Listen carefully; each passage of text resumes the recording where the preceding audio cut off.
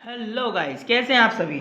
So guys, मेरा नाम है सौरभ मित्तल। आपका हार्दिक स्वागत करता हूं आपके अपने प्यारे YouTube channel S Saraswati classes में।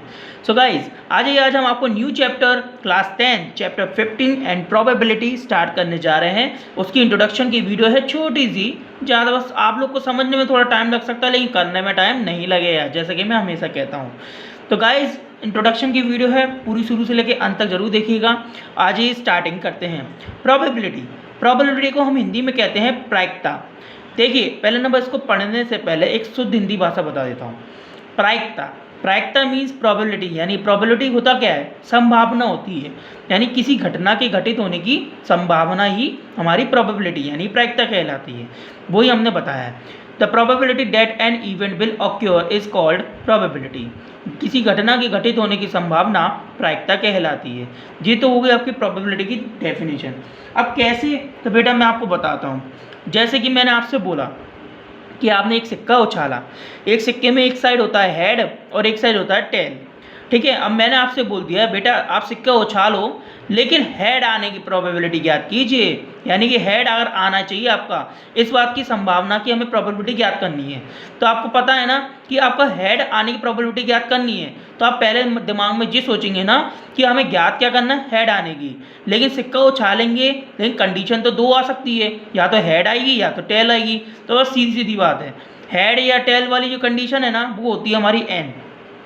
समझ गए, यानी ये दोनों कंडीशन आ सकती है, जिसे हम टोटल पॉसिबिलिटी भी कह सकते हैं।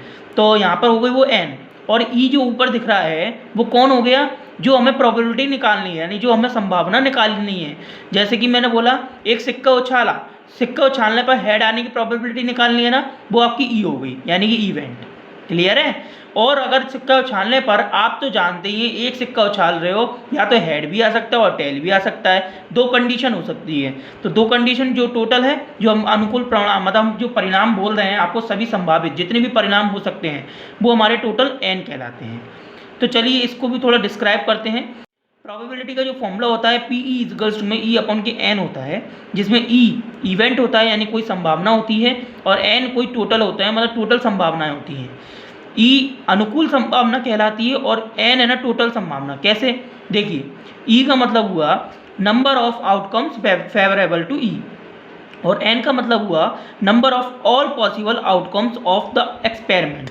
यानी कि बच्चों, अगर मैंने जैसे भी आपको अपना सिक्के का मैंने एक उदाहरण दिया था, जिसमें मैंने बोला कि एक सिक्के को उछाला, जिसमें एक साइड होती है हेड और एक साइड होती है टेल। मैंने बोला कि बेटा यहाँ पर हेड आने की प्रोबेबिलिटी ज्ञात करनी है, तो वो हमारा कौन हो गया, नंबर ऑफ आउटकम फेवरेबल, यानी जो हम बोलना चाह रहे हैं, जिस संभावना की हम चाहते हैं कि जिस संभावना हो, वो हमारी क्या कहलाएगी, इवेंट। ठीक है। अब उसके बाद मैंने सिक्का उछाला, अब जरूरी थोड़ी ना है यार हेड आए, टेल भी आ सकता है ना। और इसके अलावा तो और कोई कंडीशन तो होगी नहीं, मतलब हेड और टेल दोनों में से एक तो आ सकता है, तो दो कंडीशन हो गई ना। तो वो बेटा number of all possible outcomes, इस बात को हमेशा याद रखना, number of all possible outcome और नंबर ऑफ आउटकम्स फेवरेबल, इनमें बहुत डिफरेंट है। ऑल का मतलब सभी संभावना ले लेगा कि ये भी हो सकती है, ये भी हो सकती है, लेकिन नंबर ऑफ आउटकम्स फेवरेबल में क्या होता है, यानी केवल वही संभावना लेगा जो हमें निकालने को बोला जा रहा है, यानी जो हमें पॉसिबिलिटी बोली जा रही है। इतनी सी बात आ गई समझ में, अच्छे से आ गई होगी। तभी मैंने स्टार्टिंग में बोल दिया बेटा प्रोबेबिलिटी का मतलब होता है किसी घटना के घटित होने की संभावना प्रायिकता कहलाती है। क्लियर है। चलिए, आप लोग को समझ में आ जाता है, हमारे को बहुत खुशी मिलती है। इसी प्रकार हम नेक्स्ट टॉपिक की तरफ बढ़ते हैं, द थ्योरेटिकल प्रोबेबिलिटी और classical probability of an event E return as PE। अच्छा बच्चों, आप में से किसी के मन में जो डाउट भी उठ रहा होगा, ये PE क्यों लिखते हैं, तो बेटा साफ लिखा है थ्योरेटिकल प्रोबेबिलिटी है और क्लासिकल प्रोबेबिलिटी। थ्योरेटिकल प्रोबेबिलिटी और क्लासिकल प्रोबेबिलिटी जो भी होती है, उसमें इवेंट यानी E और रिटर्न एज PE, मतलब जो हम इवेंट निकालते हैं तो वो थ्योरेटिकल भी हो सकती है और क्लासिकल भी हो सकती है, वो कोई सी भी कंडीशन की हो सकती है परिणाम। ठीक है, तो उसे हम इवेंट कहते हैं, तो उसको हम है ना रिटर्न एज PE, यानी कि जो संभावना निकालनी होती है उसे हम PE के रूप में डिनोट करते हैं। अगर यहाँ पर बेटा मैंने E माना है और यहाँ N माना है, आप में से बच्चे कुछ कह रहे होंगे कि सर हम यहाँ पे E और N ना मान के कुछ और मान ले तो चलेगा, तो बेटा मैं आपको बता देता हूँ कोई प्रॉब्लम नहीं है, चलेगा। बट इतना याद रखिएगा, ऊपर जो भी चीज़ माने, ऊपर वाली जो कंडीशन होगी वो अनुकूल परिणामों होंगी, यानी कि number of outcomes of favourable. लेकिन नीचे वाली number of all possible outcomes of the experiment. ये बात याद रखिएगा, ठीक है। इसे हम हिंदी में भी बोल देते हैं जिससे हमारे कुछ बच्चों को प्रॉब्लम ना आए। चलिए मैं लिख देता हूँ। देखिए आपके सौरभ सर ने क्या लिखा है कि इवेंट में जो ई है, ई को हम क्या कहते हैं, अनुकूल परिणामों की संख्या, और एन को हम कहते हैं सभी संभावित परिणामों की संख्या। यानी कि इसका मैंने डिस्क्राइब हिंदी में लिख दिया और इसका डिस्क्राइब मैंने हिंदी में लिख दिया, ठीक है। अब हमारे हिंदी मीडियम और इंग्लिश मीडियम दोनों को कोई प्रॉब्लम नहीं आएगी समझने में, क्योंकि आपको जो भी चीज़ बताई जाती है एकदम करेक्ट बताई जाती है और आपके लिए फ़ायदे की चीज़ होती है। इसलिए वीडियो को मिस मत करिएगा और ज़रा सा भी धोखा मत करिएगा हमारी इस वीडियो को लाइक करने में, ज़रा सा भी झिझकिएगा, ठीक है गाइस। चलिए, तो आपको अगर प्रोबेबिलिटी क्या होती है इसका फॉर्मूला अच्छे से समझ में आ गया होगा तो मैं आगे बढ़ता हूँ। चलिए इसी के साथ हम नेक्स्ट पेज पे चलते हैं और इसके आगे की चीज़ समझते हैं प्रोबेबिलिटी में। चलिए सो गाइस देखिए, प्रोबेबिलिटी में जैसे कि हमने डेफिनेशन तो हुई फॉर्मूले के साथ, अब हम थोड़ा जी समझते हैं कि आपकी क्लास 10th में कुछ इवेंट आ गए, ठीक है। तो उस इवेंट को समझ लेते हैं, जिससे आपकी कोई ओटी वाला भाग होगा ना, जिसमें हम जैसे कि हम कहते हैं ना कि फिल इन द ब्लैंक्स होते हैं, सही ना, करेक्ट द आंसर होते हैं, है ना। तो इन सभी में आपको हेल्प हो जाएगी अगर आप ये चीज़ें समझ लें, और ऊपर से आप सॉल्यूशन करेंगे जब सवालों का तो उसमें भी थोड़ी मदद मिलेगी। चलिए आज ही समझते कैसे। देखो इवेंट में होते तो वैसे बेटा 5 प्रकार की होते हैं, मैंने इसको 4 ही लिखे हैं जो कि 4 इंपॉर्टेंट होते हैं। सुनिए, इवेंट में है एलिमेंट्री इवेंट, श्योर इवेंट और सर्टेन इवेंट, यानी श्योर इवेंट को ही सर्टेन इवेंट कहते हैं। तीसरा है इम्पॉसिबल इवेंट और चौथा है कॉम्प्लीमेंट्री इवेंट। तो बेटा एलिमेंट्री इवेंट क्या होता है जी समझ लीजिए, ठीक है गाइस। सो गाइस देखिए, एलिमेंट्री इवेंट दिया है जिसकी मैंने डेफिनेशन छोटी सी लिख दी है अपनी लैंग्वेज में आप लोग को समझाने के लिए।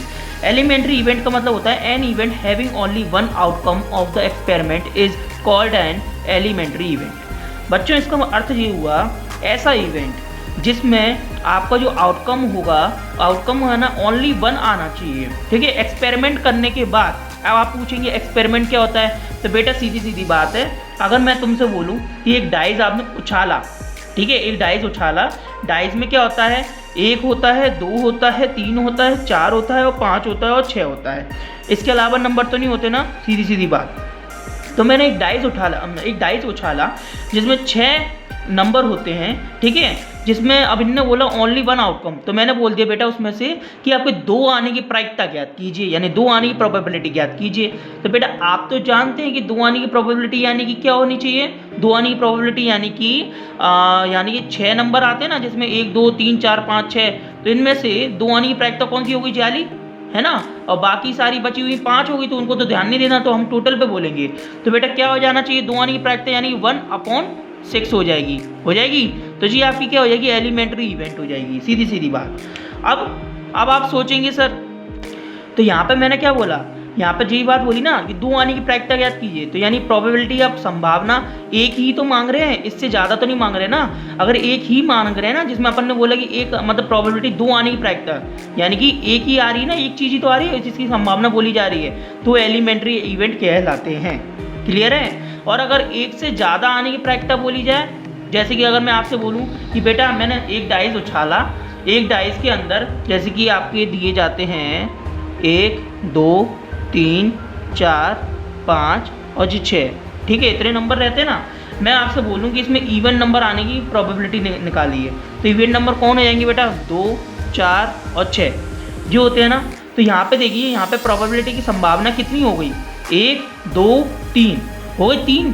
और जब एक से ज़्यादा संभावनाएं निकलती हैं तो बेटा वो कंपाउंड इवेंट कहलाते हैं, जो कि मैंने आपको लिखे नहीं है लेकिन ओरली समझा देता हूँ। वो कंपाउंड इवेंट कहलाते हैं, मोस्टली कम यूज़ में दिखेंगे आपको, पूछ ही नहीं जाएंगे थ्योरेटिकल में, अगर पूछे भी जाते हैं तो आपकी नॉलेज में रहेगा आप। क्लियर है। चलिए, और एक यहाँ पर बोला जाए जैसे 2 आने की प्रायिकता ज्ञात कीजिए, 4 आने की प्रायिकता ज्ञात कीजिए, तो उसमें क्या बोला जा रहा है बेटा, उसमें आपका आउटकम है ना केवल एक की ही बात हो रही है। कितने, एक की बात हो रही है, यानी जो भी परिणाम बोला जा रहा है वो एक ही की बात की जा रही है। इसी रीज़न से ये एलिमेंट्री इवेंट कहलाता है।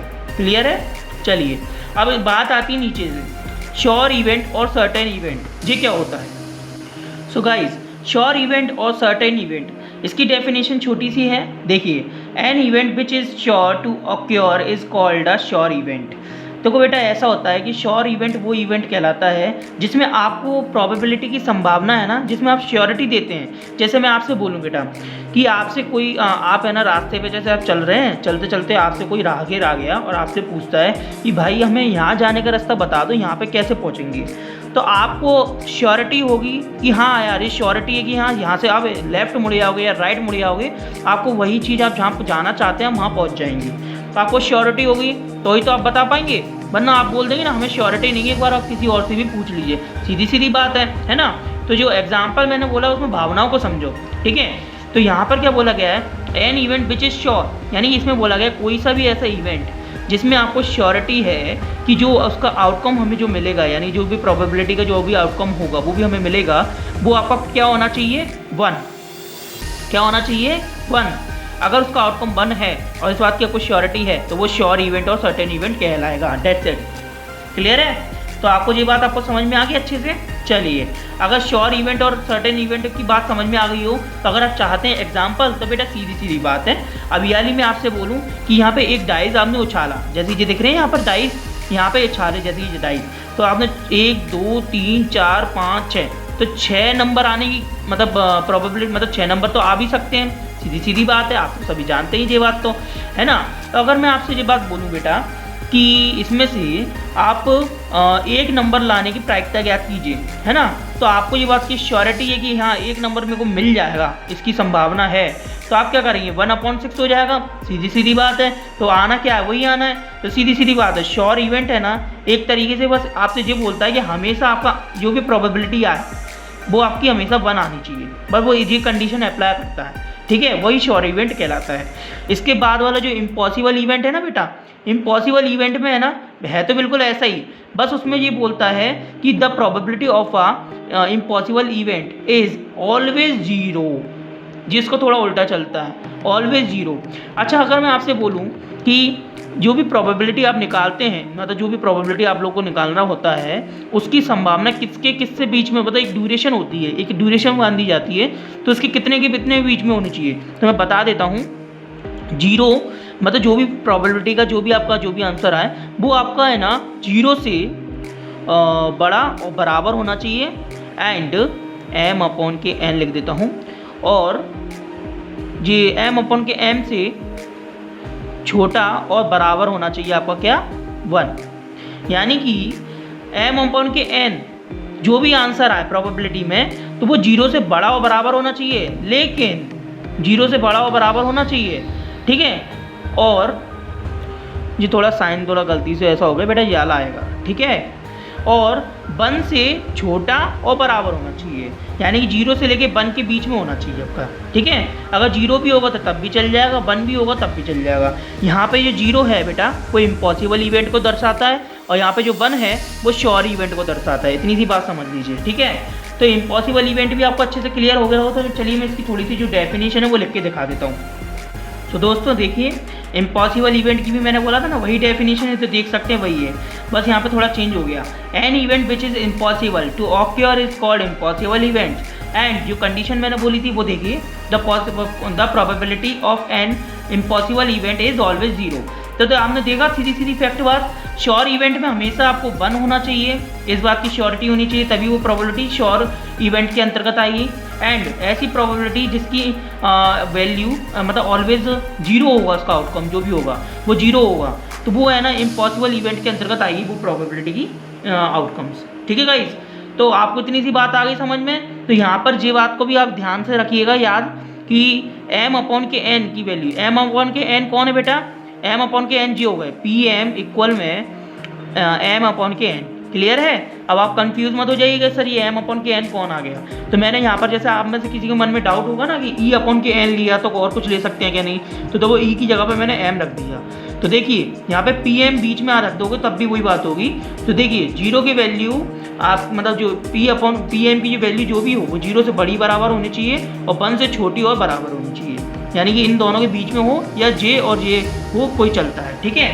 तो ये तीनों एक दूसरे से कनेक्टेड होती हैं, तो ये बात अच्छे से क्लियर होगी आपको। चलिए अब लास्ट वाली है कॉम्प्लीमेंट्री इवेंट, ये थोड़ी डिफरेंट है बेटा, इसको समझ लेते हैं। तो बच्चों देखिए, इसकी मैंने डेफिनेशन में लिखी है, लेकिन इसकी जो इंपॉर्टेंट चीज़ है मैंने वो लिखी है, देखिए ध्यान से। कॉम्प्लीमेंट्री इवेंट ऐसा इवेंट होता है जिसमें इसमें दो कंडीशन अप्लाई होती है, एक तो होने की और एक ना होने की। मैं जानता हूँ आप पूरी बात को ढंग से समझिएगा, फिर जाके आप बोलिएगा सर समझ में आया या नहीं, ठीक है। ध्यान से सुनिए, होने ना होने का अर्थ ये है, एक एग्जाम्पल लेके समझते हैं, क्लियर है। अच्छा बच्चों, मैं आप में से किसी को चॉकलेट तो पसंद होगी आप सभी को ही, तो मैं अगर आपसे बोलूँ कि बेटा आज आपको चॉकलेट खानी है, आपको चॉकलेट खाने की इच्छा हो रही है, ठीक है। अब आप क्या सोचोगे कि यार, आप सोचोगे यार मेरी जेब में है ना पैसे हो भी सकते हैं और नहीं भी हो सकते हैं, सोचोगे ना। अगर आपको श्योरिटी नहीं हो तो आप क्या कहोगे कि मेरी जेब में पैसे हो सकते हैं और नहीं भी हो सकते हैं। अगर श्योरिटी है तो बेटा वो तो श्योर इवेंट के अंतर्गत आ गया, लेकिन जब आपको श्योरिटी नहीं है तो इसका मतलब क्या है कि आप जानते हैं हो भी सकते हैं और नहीं भी।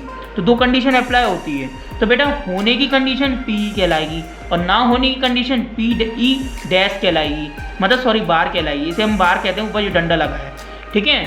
तो इनमें दोनों की कंडीशन जो होती है, इन दोनों का सम 1 के बराबर होता है। अब कैसे, एक काम करते हैं, हम इस नेक्स्ट पेज पे एक एग्जाम्पल लेते हैं, इसको समझते हैं और फिर देखते हैं कि इसको सॉल्व करने पर 1 आ रहा है या नहीं। चलिए नेक्स्ट पेज पे आ जाइए।